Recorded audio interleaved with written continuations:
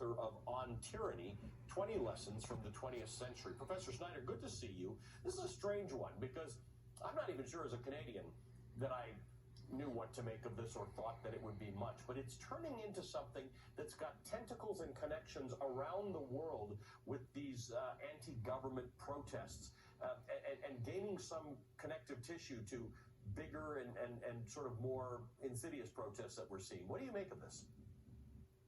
Yeah, I mean, like you, I was a little bit uncertain at first. I have a lot of friends and colleagues in Canada who write to me about the work that I do, and usually what they're writing about is their concern about their friends in the South, their concern about the United States.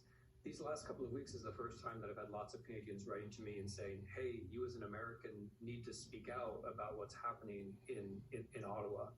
And I think they're right. I think what's concerning about this is, as you've already said, we're talking about a minority of a minority of a minority. I mean, there are about 15,000 long-haul truckers in Canada. Maybe 10% of them are directly affected. That's 1,500 people.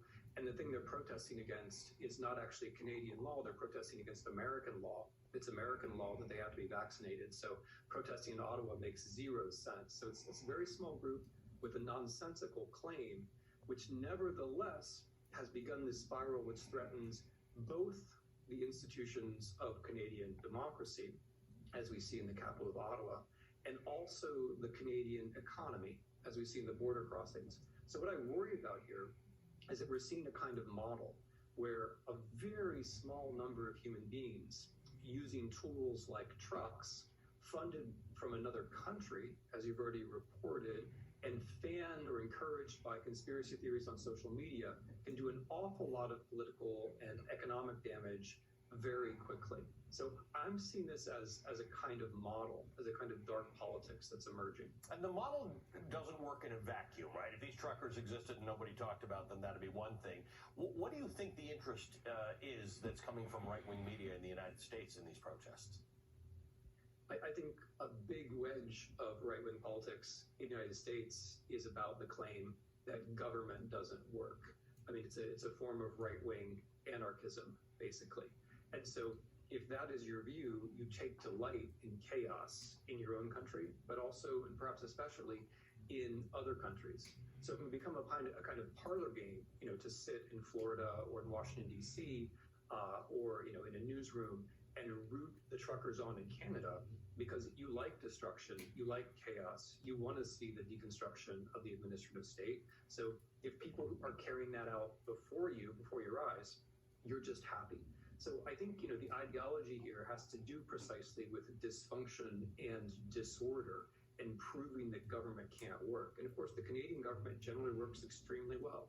So if you can suggest that democracy doesn't work in Canada, then you're making a strong argument about democracy in general. And of course, this is why it's important to talk to somebody like you, because you study these matters not just in the United States, but around the world. And there is a similarity to the types of protests that are going on around the world that seem to be anti-government, anti-something, not entirely focused on the cause at hand. As you point out, the restrictions that these Canadian truckers are protesting by causing, blockages and trouble in Canada are, generally speaking, not Canadian laws.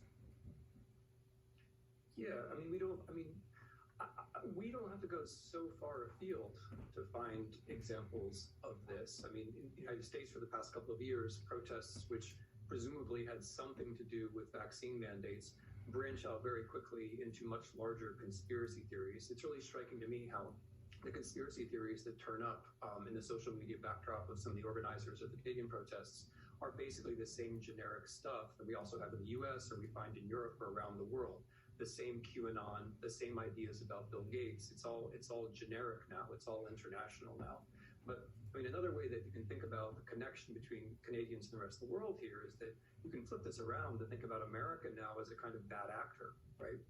Like if there were a bunch of Russians who are contributing money to a GoFundMe and then to this, then to this Christian site, which then, funding disorder in the United States, funding blockades in the capital, funding blockades of border crossings, we would say, hey, that's a hostile action.